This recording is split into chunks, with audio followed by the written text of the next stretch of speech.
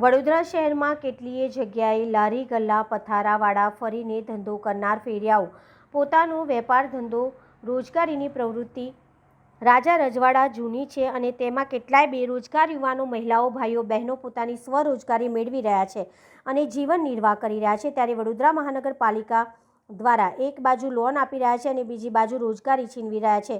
વડોદરા શહેરમાં અનેક લારી ગલ્લા પથારાવાળા ફરીને ધંધો કરનાર ફેરિયાઓ ફરીને માત્ર રોજગારી ઊભી કરે છે તેવું નથી, પરંતુ નાગરિકોને ઉપયોગી સેવાઓ અને પોષાય તેવા ભાવે ચીજવસ્તુઓ પણ આપી રહ્યા છે અને સમાજને પણ તેની જરૂર છે।